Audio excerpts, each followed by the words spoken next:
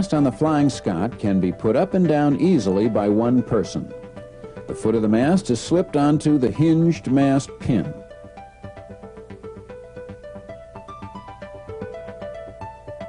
The hinge pin holds the foot while you walk it up into position.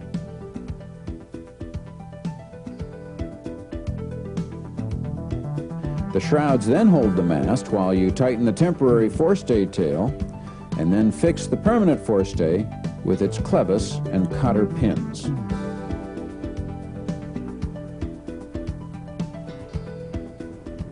The way we've designed the trailer that we provide with the boat, it's quite easy to get the boat to roll off. It doesn't take a lot of strength, and you don't have to sink the trailer to get it off, so that it rolls in quite smoothly, and if you have a line attached to the bow, you just reel it in after you've shoved it off. The sail is hoisted quickly with the halyard winch, and underway the boat sails nicely with main only. This is the easiest for single handling. Just the tiller for steering and the main sheet for sail control. The weighted centerboard and wide waterline beam keep the boat level and under control even with just one person aboard. No scrambling from side to side like in some dinghies. Tacking is smooth and simple, and jibing is safe and stable. The Scot's stability is especially valuable for the solitary sailor. For a little more challenging sail, the jib can be hoisted with its own halyard winch. The jib sheets can be led aft to the skipper, and the boat will come alive with the additional sail area and the slot effect. From the factory these days, we can also outfit your boat with a motor and throttle, which is a great option for some. Give her all she's got, Captain.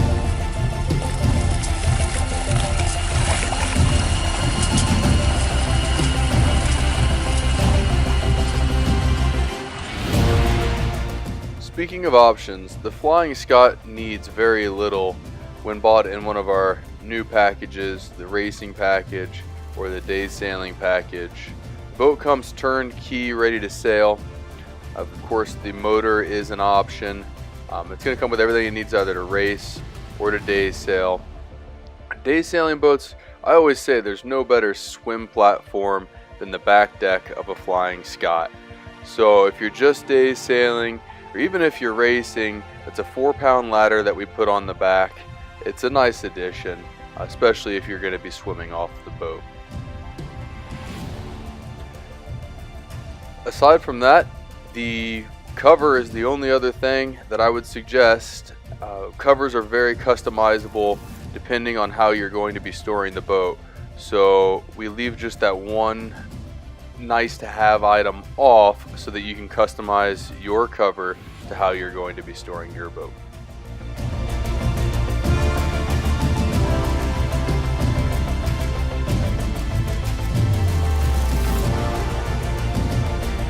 I said we'd have to have a stable boat. Karen was 2 at the time, and the other children were just 2, 3, 5, and 6. So I wanted something that was very, very stable. And I saw a picture of the gentleman standing on the gunnels hanging out of the shroud, and the boat was hardly heeled. And I said I would consider that boat.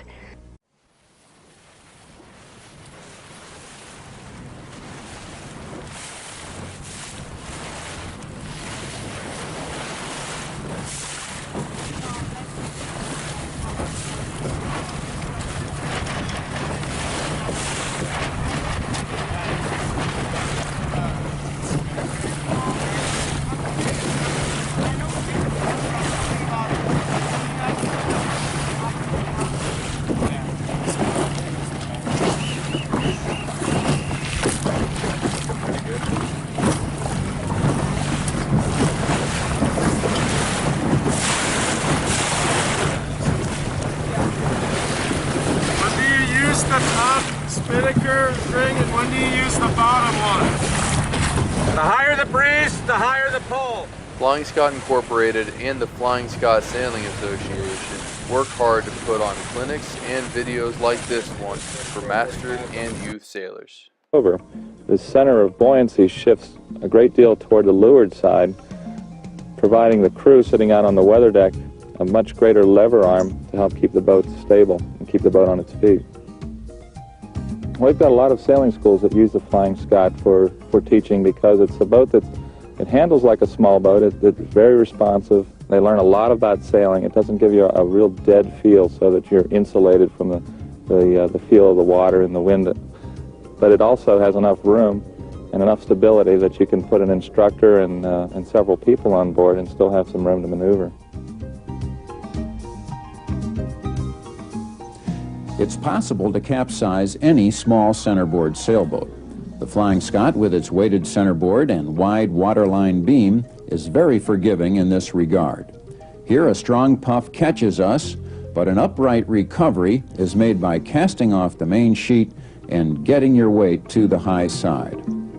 Capsizing in the Scot is not to be feared. In fact, this boat is designed to be righted easily and come up dry. Once you get your new boat, you should take it out, put her over on her side, and become comfortable with the righting process. Capsizing a Scot isn't easy. We had to sheet in tight, jibe smartly, and shift weight to leeward to get her over. Note that 2 of the crew go into the water to leeward, and the other 2 scramble over the high side. This prevents the boat from turtling. Then we get onto the centerboard, which is very strong, and we lever the boat up, hopping back in as she rights. Be sure the sheets are free and she'll come up quite dry. With your crew back aboard, you'll be underway again in no time. The boat is so stable, so easily handled, that she is an ideal beginner's boat. And what I tell people is that it's a good boat to learn in and then grow into the boat. Whereas there are some little boats that people think should be better for learning, but soon they outgrow those boats. This was one that they can grow into. After they've had the boat for a while, they can get into fleet organizations, they can get into national championships if they wish. It's totally open-ended. So they're not enticed into a bigger and bigger boat. The Flying Scot is the kind of boat that'll be in a family for generations.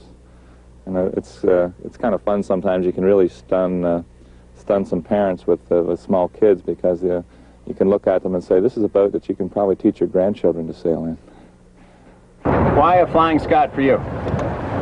I needed a family boat. And when we lived in Holland, we had a boat. The theory behind the sailing thing, with my 2 kids, I always thought somewhere along life we're going to have a generation gap. And I figured if I get them interested in sailing, at least some point in life we'll have a mutual agreement on something where sailing is a neutral point where at least we can discuss certain situations instead of the generation gap. And it's worked out great. Both sons are really into sailing. It's now a regular family affair. The greatest value in the Flying Scot and why it's done quite well in relation to a lot of other one design classes is the fact that it's primarily a day sailor that makes it a tremendous racing boat because of its performance, because it has a spinnaker, because it can be handled by 2 people. You don't need a big crew to sail the boat. But the boats are so simple and so comfortable that they make really a better day sailor that can be raced rather than a racing boat that makes an uncomfortable day sailor. Flying Scot to me is one of the finest day sailing tactical boats around. It offers stability in all types of weather. It can be sailed with varied different crews, crew weights, husband and wives, whatever. It's just a all-around boat, much more than any other class that I know. Under spinnaker in a good breeze, the Flying Scot is powerful enough to tow a water skier.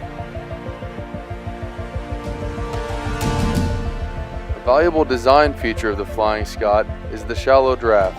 With the centerboard and rudder up, you can go anywhere.